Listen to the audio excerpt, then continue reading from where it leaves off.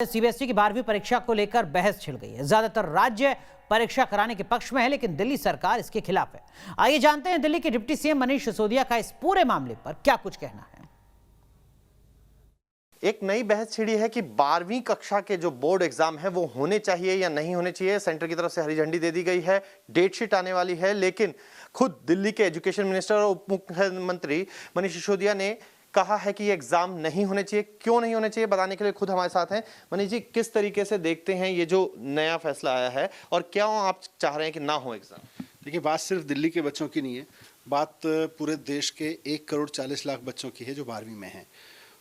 उन्हें 12वीं की परीक्षा भी दिलवाने की बात हो रही है और उनको साथ साथ में फिर जो उनके एंट्रेंस एग्ज़ाम हैं, जेई के या नीट के या और जो 12वीं के बाद बच्चे एग्ज़ाम देते हैं, उनकी भी बात हो रही है।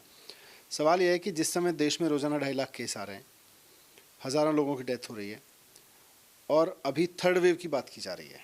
अब ये भी कहा जा रहा है कि थर्ड वेव में बच्चों के ऊपर ज़्यादा खतरा है। तो वैसे में हम अपने बच्चों की सुरक्षा से, उनकी सलामती से क्यों रिस्क लें? पढ़ाने के, परीक्षा लेने के तरीके और भी हैं। अगर हमें परीक्षा लेना नहीं आ रहा, हमारे पास में केवल एक ही तरीका है कि रटने की परीक्षा लेते हैं हम, तो ये बच्चों की गलती तो नहीं है ना। हम थोड़ा आउट ऑफ द बॉक्स सोचें। और दुनिया के बहुत सारे देशों ने बहुत तरीके अपनाए हैं परीक्षा लेने के, बच्चों को अपने प्रमोट करने के ऐसे टफ पीरियड में। हम भी अपनाएं, क्या नुकसान है?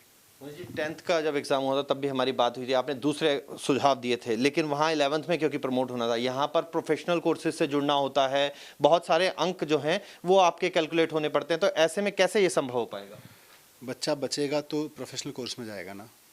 जब सारे देश में इस बात पे चर्चा हो रही है कि थर्ड वेव आ सकती है, तो वैसे में अपनी मतलब एक अभी मैं कहूँगा एजुकेशन सिस्टम की नाकामी है कि हमें बच्चों की परीक्षा लेना एक तरीके के अलावा हमें बच्चों को दूसरे तरीके से उनकी परीक्षा लेना नहीं आता। तो इसका भुगतान बच्चे क्यों करें?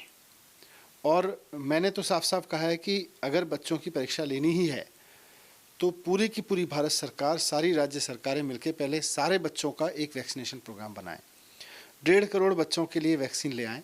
आज फाइज़र है और भी कई वैक्सीन होंगी मार्केट में। भारत सरकार वैक्सीन ले आए, 12वीं के बच्चों को लगा दे और उसके बाद एग्ज़ाम ले ले। कोई दिक्कत नहीं है, बच्चे भी सिक्योर होंगे और आपकी परीक्षा भी सिक्योर हो जाएगी।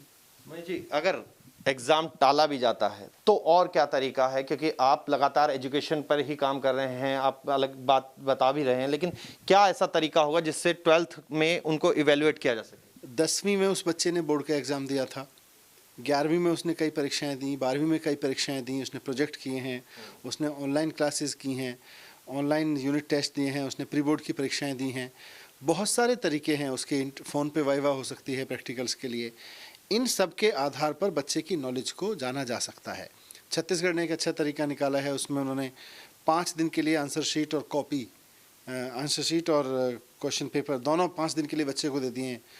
उन्होंने क्वेश्चन ऐसे डिज़ाइन किए ताकि बच्चा कॉपी ना कर पाए सीधे किताब से, तो वो भी एक तरीका हो सकता है। और बहुत सारे तरीके हो सकते हैं। तो बच्चा ये बच्चा कोई पहली बार तो आपके पास आया नहीं है एजुकेशन सिस्टम में, 12 साल से है, कम से कम 12 साल से, पहली क्लास से लेकर 12वीं तक पढ़ रहा है। उसके पूरे हिस्टोरिक रेफरेंसेज हैं, कब कैसे परफॉर्म कर रहा था, कब कैसे पढ़ रहा था, कब कौन सी परीक्षा कैसे पास की, सारे रेफरेंस पॉइंट उठाइए और हिस्ट्री, उसके अपनी हिस्ट्री से कनेक्ट करके उसको पास या फेल करिए। दिल्ली के अभिभावकों या छात्रों से आपके इसके संबंध में बात हुई है? मेरे अभिभावकों से, टीचर से, प्रिंसिपल से सबसे बात हुई, बच्चों से बात हुई। सबका मानना है कि एग्जामिनेशन कैंसिल कर देनी चाहिए। एग्ज़ाम लेना अभी कोई ऑप्शन नहीं है। हमें जल्द से जल्द बच्चों को 12वीं क्लास के इस फोबिया से भी निकालना चाहिए कि उनकी 12वीं क्लास लगातार चले जा रही है। हमें डिसाइड करना चाहिए और हमें तुरंत बच्चों के हित में ये फैसला लेके उन्हें आगे बढ़ाना चाहिए। जी, आपने कहा वैक्सीनेशन लगा दी जाए, 1.5 करोड़ बच्चे हैं, दिल्ली में ही वैक्सीनेशन नहीं लग रहा है और अब तो बिल्कुल 18 से ऊपर वाले जो हैं बिल्कुल सेंटर्स बंद हो गए हैं। वैक्सीनेशन का पूरा मिसमैनेजमेंट हुआ है देश में और उसके लिए केंद्र सरकार जिम्मेदार है। पर बच्चों के लिए 1.5 करोड़ वैक्सीन लाना कोई बड़ी चीज़ नहीं है। दिल्ली में तो सीबीएसई बोर्ड ही है, यानी सब बच्चों पर खतरा मानने की जरूरत है? बिल्कुल, खतरा तो सभी बच्चों पे है। जितने बच्चे 12वीं क्लास में पढ़ते हैं और सीबीएसई के बोर्ड में एग्जाम देंगे, उनमें सब पे खतरा है।